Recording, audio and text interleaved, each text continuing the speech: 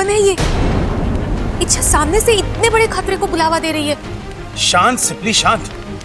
कैसे शांत हो जाऊं? इच्छा उस शक्ति के बारे में जानती भी नहीं है, उस शक्ति का अंदाजा भी नहीं है उसे, और जानबूझकर उसे चुनौती देना मतलब। आज तक इच्छा ने कोई भी काम बिना सोचे समझे किया है क्या? नहीं। अरे भरोसा रखो उस पर। जहां हम लोगों की सोच खत्म हो जाती है वहां इच्छा का दाव शुरू होता है। सामने वाला समझ भी नहीं पाता और इच्छा अपनी चाल खेल जाती है।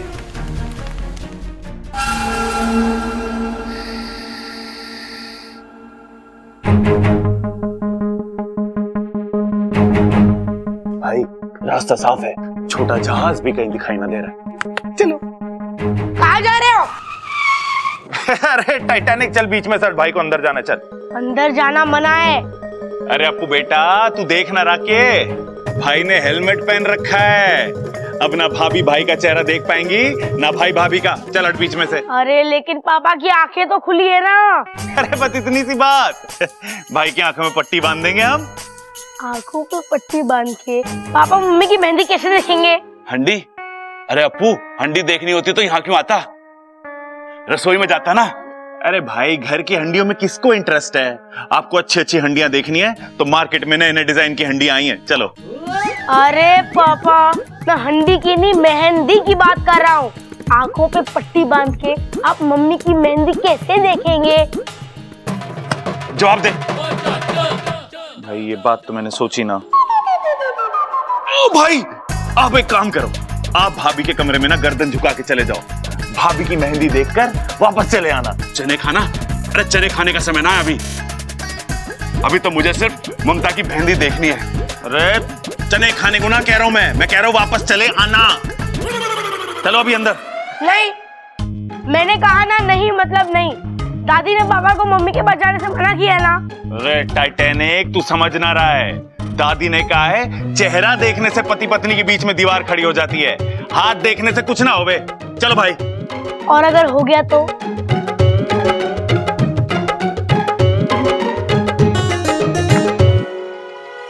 और अगर हो गया तो? छोटे रहने दे, मैं शादी के बाद ही ममता की मेहंदी देख लूंगा। चल। मेरे पापा कितने भोले हैं, मम्मी भी सीधी सादी है। पता नहीं मेरे पास ये शैतानी दिमाग कहाँ से आया। मैं अब भी तुम्हारा इंतजार कर रही हूँ, आओ मेरे सामने। नहीं, तुम नहीं आओगे क्योंकि तुम कायर हो। तुम सिर्फ पीठ पीछे वार करना जानते हो। मेरे सामने आके वार करने की या मेरे वार को झेलने की हिम्मत नहीं है तुम में। अपने आप को बहुत ही शक्तिशाली समझते हो ना, और एक सपोली से डर गए। अरे लानत है तुम पर। दिमाग को भेदने वाला दिल का इतना कमजोर होगा ये मैंने कभी नहीं सोचा था। बस अब अपनी हार मान जाओ और इंसानी बस्ती से दूर चले जाओ।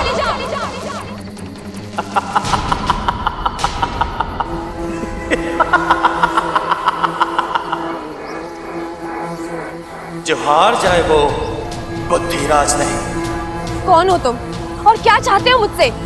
तुम्हारा विनाश।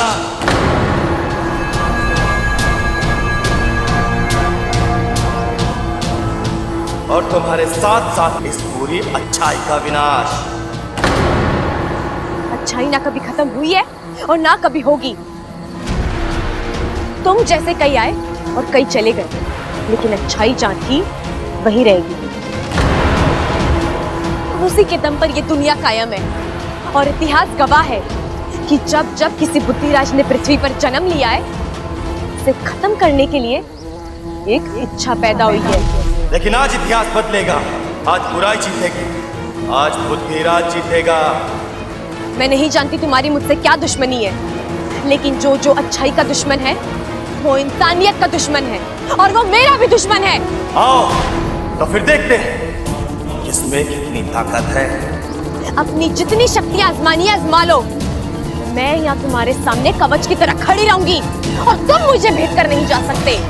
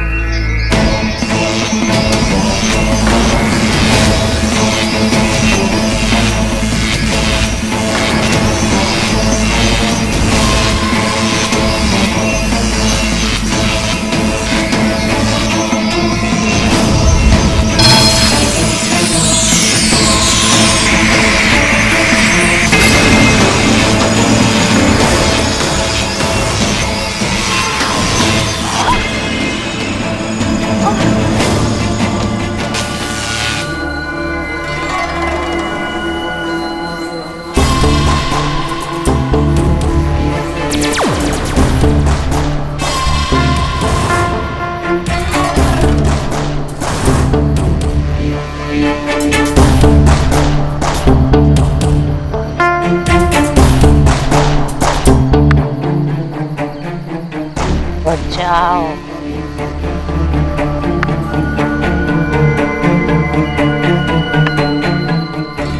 उठो।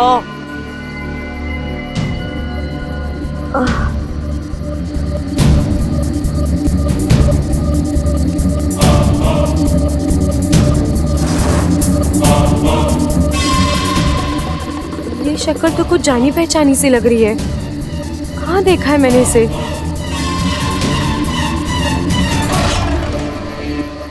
क्या सोच रही हो इच्छा? हाँ? यहाँ से भागने का रास्ता ढूंढ रही हो? हाँ? ये मत भूलो, मैं विशेषगढ़ से आई हूँ। मुझसे बचना नामुमकिन है।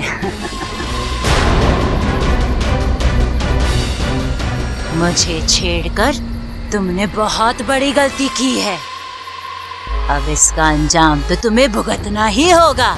मैंने किसी को नहीं छेड़ा है। मैं सिर्फ मेरे घर को, मेरे अपनों को और मेरे नागिस्तान को बचाने की कोशिश कर रही हूँ। नहीं बचा पाओगे उन्हें। मैं सब खत्म कर दूंगी। मेरी ताकत तो तुम देख ही चुकी हो। एक ही बार में तुम्हें धूल चटाती। अरे तुम्हारी तो कोई औकात ही नहीं है मेरे सामने। तुम क्यों कर रही हो ये सब? नागिस्तान ने क्या बिगाड़ा है तुम्हारा? नागिस्तान, नफरत है मुझे नागिस्तान से, वहां के नागों से। नागिस्तान के नाग प्रजाति पर कलंक है। एक और, हम पूरी दुनिया पर दहशत फैलाना चाहते हैं, राज करना चाहते हैं, और तुम?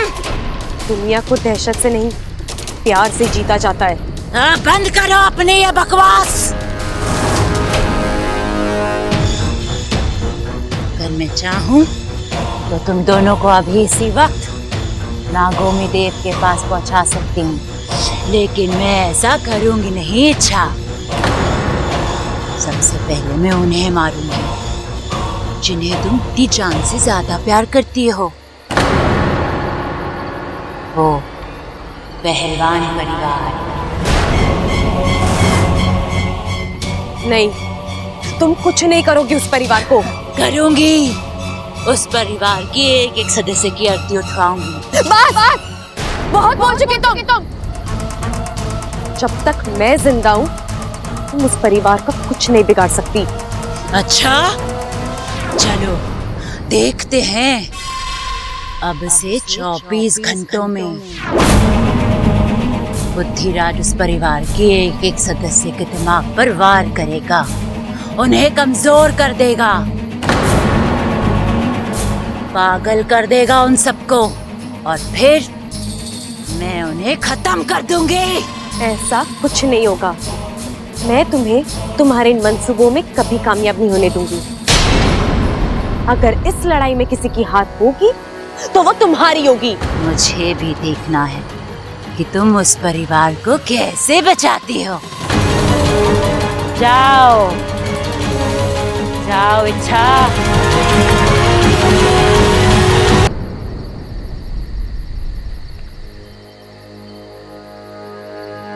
उफ, जिसका डर था वही हुआ।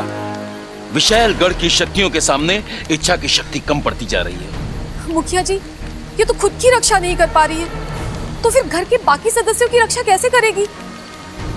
हम सब बिना अपनी शक्तियां उसे दान कर देते हैं, शायद हमारी शक्तियां उसे बचा पाए। नहीं सिपली, इच्छा नहीं मानेगी।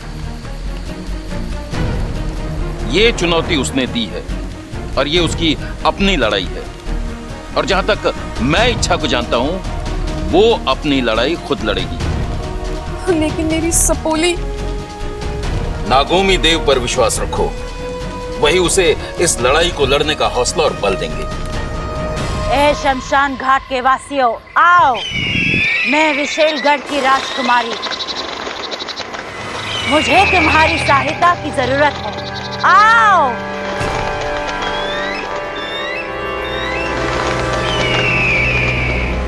अभी इसी वक्त विशेषगढ़ जाओ, मेरा एक संदेशा पहुंचाओ। हम बहुत जल्द नागिस्तान पर हमला करने वाले हैं। वहां के एक एक नाग को कुचलकर नागिस्तान की हस्ती मिटानी है। सबसे कह दो अपनी शक्तियों के साथ तैयार रहे। हमें नागिस्तान में विशेषगढ़ का निर्माण करना है। जाओ जाओ। विशैली, ये कौन सा खेल खेल रही हो तुम? अच्छी खासी वो इच्छा हमारे हाथ आई थी, उसे तो उसी वक्त मार देना चाहिए था। मुझे छोटी छोटी खुशियां बटोरने का कोई शौक नहीं है। मैं नागिस्तान पर हमला करूंगी और जीत का जश्न मनाऊंगी। लेकिन इच्छा के साथ तुम्हारी चुनौती, उसका क्या उद्देश्य है? अगर मैं इच्छा के गले पर तलवार भी रख दूं, तब भी वो मुझे नागिस्तान का पता नहीं बताएगी। लेकिन जब ये पूरा पहलवान परिवार पागल होगा, तब मैं तलवार की नोक उनकी गर्दन पर रख के इच्छा को मजबूर करूंगी कि वो मुझे नागिस्तान का पता बताए। और फिर होगा आक्रमण, नागिस्तान पर विशेषगढ़ का आक्रमण। वाह, कमाल की योजना है विशैली। और शुरुआत तुम्हें करनी है। 24 घंटे हैं तुम्हारे पास। पहलवान परिवार के एक एक सदस्य को पागल कर दो। अब खेलो और मेरा पहला शिकार होगा वो बबल। नहीं, बब्बल नहीं, कोई और शिकार ढूंढो। और जब तक मैं ना कहूं बब्बल पर हमला मत करना, समझे? भाई मैंने 200 की लड़ी मंगाई थी, घी के कनस्तर बनाए थे, वो कहाँ हैं? शादी के बाद भेजेगा क्या? अब भेज, जल्दी भेज। हो, प्रबल साहब अपनी शादी की तैयारी खुद ही कर रहे हैं। अच्छा है भाई, दाद देनी पड़ेगी तेरी हिम्मत की। क्या नसीब वाला है तू, लोग एक शादी नहीं झेल पाते और तू दो कर रहा है। पिताजी शादी दूसरी है, पर बीवी तो पहली वाली है ना। अरे बेटे, ऐसे हालातों में तो और मुश्किल हो जावे है। मैं तो अपनी पहली शादी को बुरा सपना समझकर भूलने की कोशिश कर रहा हूँ। क्या है? क्या? हाय हाय, आज कह रहे हो पहली शादी को भूलने की कोशिश कर रहा हूँ, कल को कहोगे मुझे भूलने की कोशिश कर रहा हूँ, परसों कहोगे खुद को भूलने की कोशिश कर रहा हूँ, और तरसों बोलोगे हम आपके हैं कौन? बताओ। बस, ये जो तेरी बातें ठोकने की आदत है ना, इस पे बड़ा प्यार आवे है मुझे। इन्हीं बातों पर फिदा होकर तो मैंने तुझसे शादी करी थी। अरे पगली, तुझे तो बस मैं ही झेल सकूं। आज क्या करो, अम्मा जी आ जाएंगी। आने दे माँ को। ये खड़क प्रताप सिंह किसी से नहीं डरता। खड़ा क्या कर रहा है तू? बस कर। माँ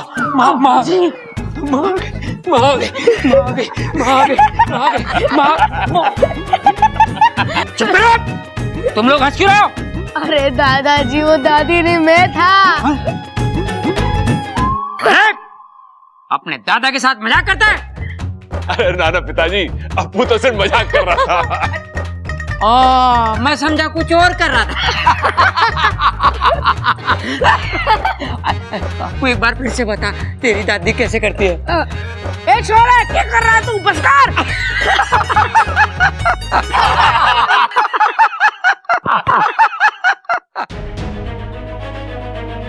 कितना हंसता खेलता प्यारा घर है, कितने खुश हैं सब लोग। और वो विशेषगढ़ वाली नागिनी से नहीं, मैं इस घर पर कभी कोई आंच नहीं आने दूंगी, कभी नहीं।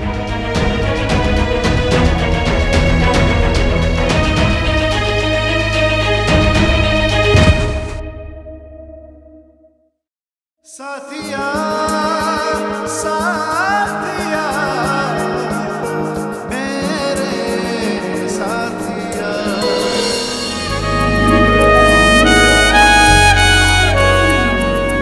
तुम्हें जो बार बार मुझसे टकराती हो, ये अनजाने में होता है कि तुम जानबूझकर मुझे लाइन माइन मारती हो? हाँ, यही सवाल मैं भी आपसे पूछ सकती हूँ बब्बल जी। तो पूछो ना, मेरा जवाब तैयार है। वो क्या है ना, कभी कभी मुझसे गलती हो जाती है तो फिसल जाता हूँ। अब तुम अमृता तो हो नहीं कि जानबूझकर तुम्हारी बाहों में आऊंगा। अमृता की बाहों में जो सुकून है ना, वो तुम्हारी बाहों में गा। बब्बल जी, मेरा मूड वैसे ही बहुत खराब है, आप मुझसे उलझेंगे ना तो मैं तो क्या कर लोगी?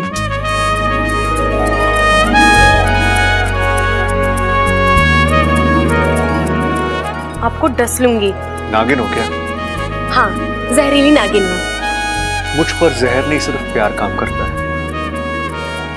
वैसे तुमने अमृता को कोई देखा है? क्यों, आपकी जेब में नहीं है क्या? और रखने का इरादा भी नहीं है। वो क्या है ना, भगवान ने इतना बड़ा दिल दिया है तो सोच जहाँ रखना है रखिए, मेरी बला से मुझे कोई फर्क नहीं पड़ता। अरे अमृता, तुम कहाँ थी? तुमने तो कहा तुम्हें कोई फर्क नहीं पड़ता, झूठी।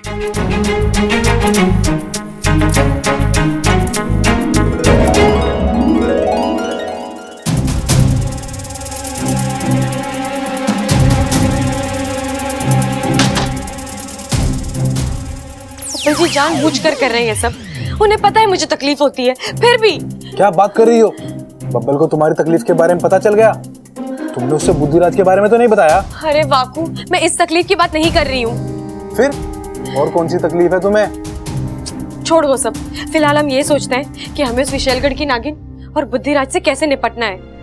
ये चुनौती आसान नहीं है इच्छा। मैं जानती हूँ, हम जिससे लड़ रहे हैं वो एक भंवरा है, एक ऐसी शक्ति जिसकी किसी भी चाल का हमें कोई अंदाजा नहीं है। सालों पहले मुखिया जी ने मुझे एक धूमकेतु की कहानी सुनाई थी, जो कभी भी कहीं से भी प्रकट हो सकता है। ये बुद्धिराज भी उसी धूमकेतु की तरह, जो अचानक भन्नाता हुआ आएगा और किसी के भी दिमाग को भेद देगा। कैसे रोकोगी इसे तुम? मैं इस शक्ति को रोक पाऊं या ना पाऊं, लेकिन इस घर के लोगों को खतरे से आगाह तो कर सकती हूँ ना। और मैं ये सोच रही हूँ कि मैं इनको बोलूंगी क्या।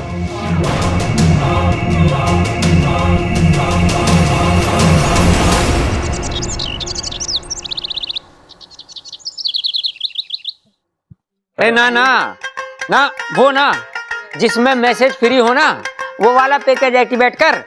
हाँ हाँ, और आज के आज कर, समझा? हाँ। अरे नाश्ता ठंडा हो रहा है। अरे माँ, मैं सोच रहा था कि सबको फोन पे ही नहीं होता दे देते हैं। सही कह रहा है तू, कार्ड छपाने का समय कहाँ है हमारे पास, शादी जो सर पर खड़ी है। हाँ। अच्छा सुनिए सुनिए, मुझे आप सबसे एक बहुत जरूरी बात करनी है। क्या बात है छोरी, तू तो बड़ी टेंशन में लग रही।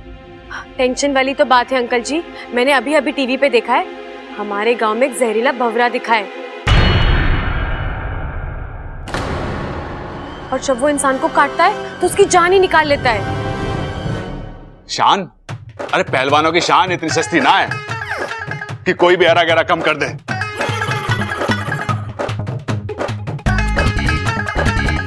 प्रबल भैया, मैं शान की नहीं, जान की बात कर रही हूँ। ए छोरी, वो भंवरे के काटने का कोई इलाज विलाज बताया उन्होंने? हाँ दादी, एक दवाई है जिसे छिड़कने से भंवरा भाग जाता है। तो ठीक है माँ, मैं दवाई लेके आता हूँ। वैसे तो उस भोरे के लिए खड़क प्रताप सिंह का थप्पड़ ही काफी है, लेकिन अगर दवाई भी साथ में हो तो ठीक है। किसी को कहीं भी जाने की जरूरत नहीं है, मैं दवाई ले आई हूँ। जब भी किसी को भंवरे की आवाज सुनाई दे, फौरन मुझे बुला लेना, मैं सब ठीक कर दूंगी, ठीक है? कितनी प्यारी छोरी, सबका कितना ख्याल रखती है।